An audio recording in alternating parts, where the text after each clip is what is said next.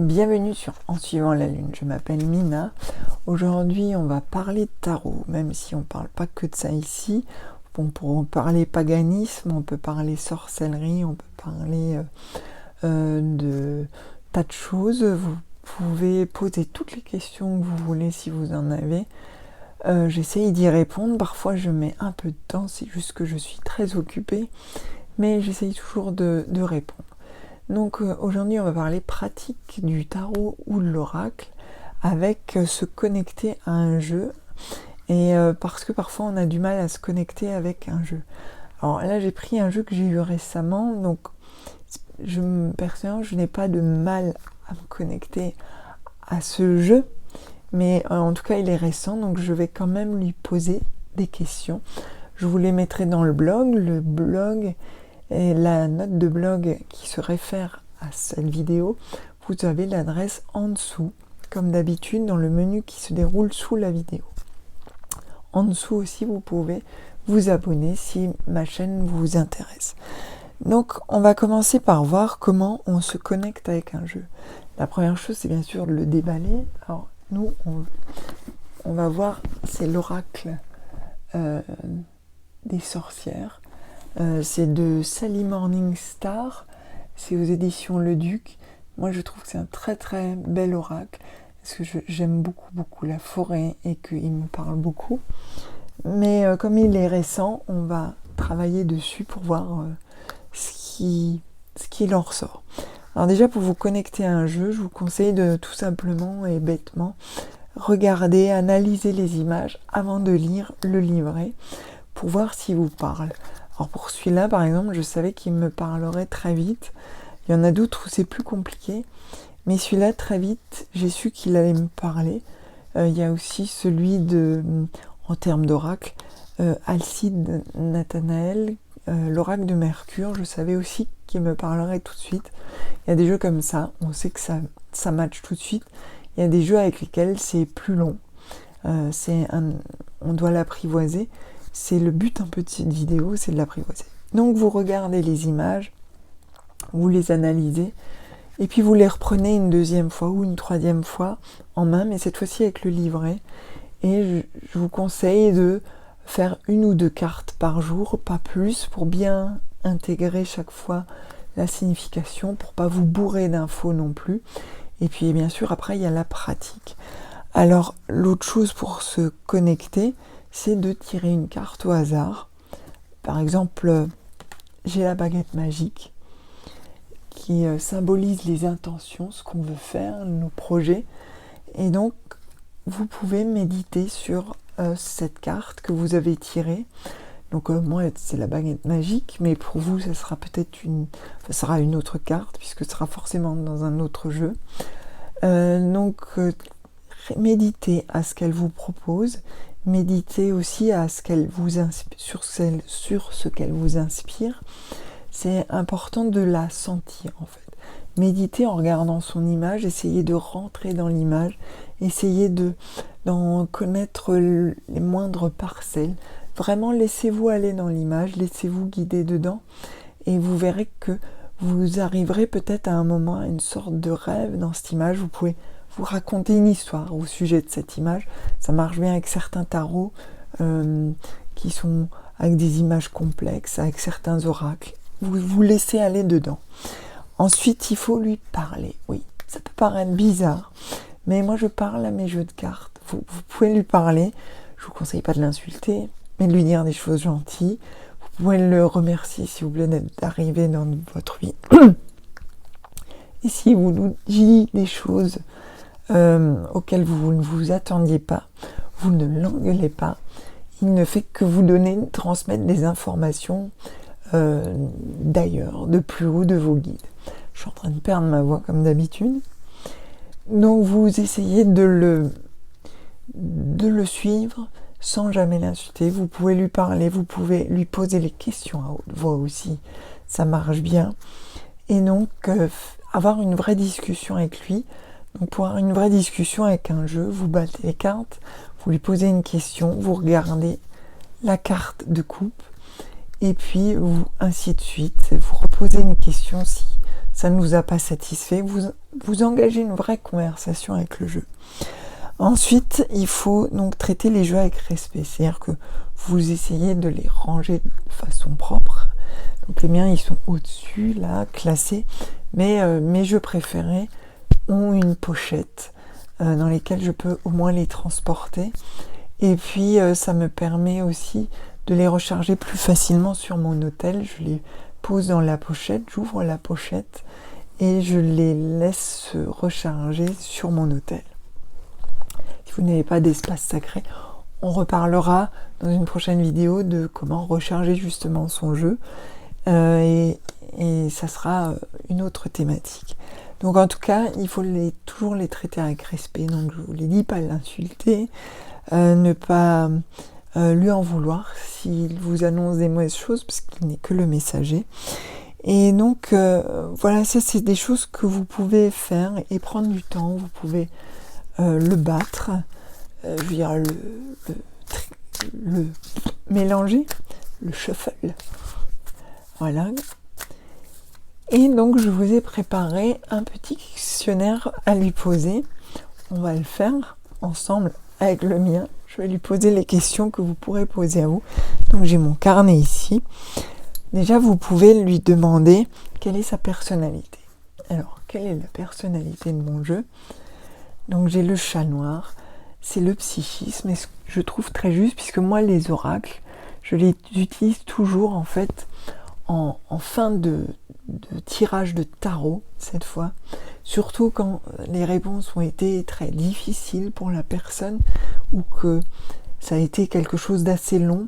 Je trouve que tirer un oracle, c'est un peu éclairer ce qu'on a dit avec le tarot, et le psychisme, je trouve que ça correspond bien parce qu'on va essayer cette fois-ci, l'oracle en fait ça va être plus la guidance si vous voulez. Le tarot va installer des choses, mais l'oracle va résumer la guidance, mais d'une façon plus positive et peut-être amener un début de solution. Et c'est ce qui est très intéressant. Alors en plus sur cette carte, on a les piliers, j'aime toujours quand il y a des piliers, c'est souvent les piliers du savoir. On a le pentagramme qui ouvre les portes vers les mondes, suivant sa fonction et suivant la fonction qu'on lui donne et sa position. On retrouve les bougies aussi, qui sont très Wicca dans leur configuration sur le pentagramme. Et bien sûr le familier. Et il porte l'œil d'Horus autour du cou, ce chat noir. On dirait Salem dans Sabrina, le chat qui parle. C'est dommage, dans le nouveau Sabrina, il parle pas. Mais c'est celui qui voit. Donc, je trouve que ça correspond bien à mon jeu. Vous verrez, vous, ce que vous dit votre jeu. Quelle est sa personnalité, ça va dépendre du jeu. Et ça va bien sûr dépendre de votre relation à lui.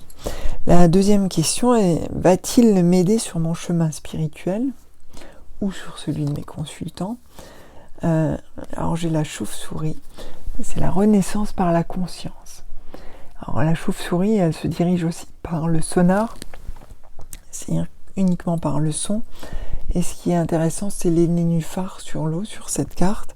Et donc, je pense qu'elle se voit dans un miroir.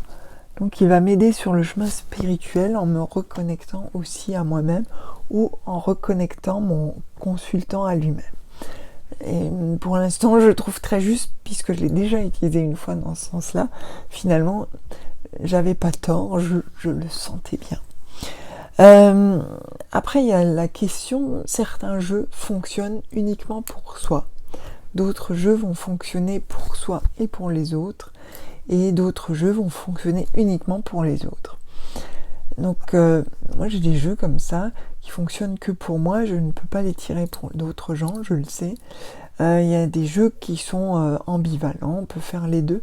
Et il y a les jeux qu'on peut tirer que pour les autres. Donc on va voir celui-là. Est-ce que il m'est propre? Est-ce que je dois le tirer que pour moi? Et donc il sort la transcendance avec ce signe blanc et le monde. Donc je considère que la réponse est positive. On peut le tirer pour les deux. Il est ambivalent. On peut le tirer pour soi et les autres. Il embrasse le monde. On voit le signe avec ses ailes qui entourent cette terre. Et au-dessus, il y a la voûte céleste. Et en plus, il y a un petit dieu... Ah non, c'est un collier. Je crois un petit dieu cornu, j'étais bien. Donc, il est l'univers. Donc, il est universel. Donc, c'est très bien. C'est ce que j'avais ressenti avec lui. Faites-le pour des jeux où vous vous posez des questions, bien sûr. Hein. Si c'est un jeu que vous connaissez, là, je l'ai fait parce qu'il est relativement neuf dans ma vie. Donc, ce jeu est assez universel, mais posez toujours la question à un jeu que vous avez du mal à maîtriser. Est-ce qu'il est plutôt fait pour vous ou pour un consultant? Il vous répondra. La dernière question, c'est quelle est la meilleure méthode de travailler avec le jeu? Alors, on va voir ce que me dit mon oracle. La fertilité. Donc, c'est en fait, la fertilité, je vais l'interpréter dans le sens imaginaire. C'est-à-dire qu'il va falloir, pour l'utiliser, que je m'ouvre à mon imaginaire et à mon musée palais mental et que je cherche pour le consultant ou pour moi la route, parce qu'il n'aura pas forcément les mêmes significations suivant les personnes. Alors, il a cette coupe qui est comme le Graal dans lequel il pleut. C'est justement la pluie qui fertilise la terre, mais il y a aussi cette notion d'esprit saint avec la colombe au-dessus, que chez nous, protestants, on connaît bien puisqu'elle est sur notre croix huguenote, c'est le Saint-Esprit. Et il y a cette rivière avec ce saumon qui remonte la rivière, et donc il y a ce long voyage un peu initiatique. Donc c'est une carte très intéressante, c'est le calice, et il y a aussi le chemin entre les mondes, cet arc-en-ciel. Donc ce jeu va me demander justement d'analyser les images dans leurs symboles et de ressentir ceux qui vont correspondre le plus à ma question ou à celle du consultant. Donc voilà pour ces questions, vous les retrouvez dans le blog, le lien est en dessous. Vous déroulez le menu, vous aurez le lien directement vers la note qui se rapporte à cette vidéo. Donc si vous avez un oracle ou un jeu qui ne fonctionne pas avec vous et que vous ne comprenez pas pourquoi vous ne vous connectez pas avec, déjà apprenez à le connaître, les premières étapes dont je vous ai parlé, et ensuite vous pouvez tout simplement lui poser ces 4 questions. Quelle est sa personnalité pour essayer de le cerner? Est-ce qu'il est prêt à m'aider sur mon chemin spirituel ou sur le chemin spirituel d'autres personnes? En fait, est-ce qu'il est fait pour un chemin spirituel? Ou peut-être qu'il vous répondra à autre chose, peut-être qu'il est fait pour découvrir d'autres choses que de quelque chose de spirituel. Ça peut être plus matériel, ça peut être des questions plus quotidiennes. Voilà. Dois-je le réserver à moi ou à d'autres, ou puis-je l'utiliser pour moi ou pour d'autres? Et la dernière question, c'est comment travailler ensemble en bonne compagnie. Donc je vous souhaite de bien travailler avec vos jeux. N'hésitez pas à parfois le faire si vous trouvez qu'un jeu tombe un peu dans la complexité. Ça arrive parfois. Parfois c'est une question de recharge. Comme je vous l'ai dit, on parlera de recharger un jeu dans une autre vidéo. Mais parfois cette question est tout simplement du fait qu'il est un peu fatigué, façon de parler, et qu'il va falloir le recharger, lui laisser du temps. Donc je vous souhaite de bonnes connexions à vos jeux. Si vous avez des questions ou des choses à préciser ou des manières de faire de votre côté pour vous connecter à vos jeux, vous pouvez les partager en dessous dans les commentaires.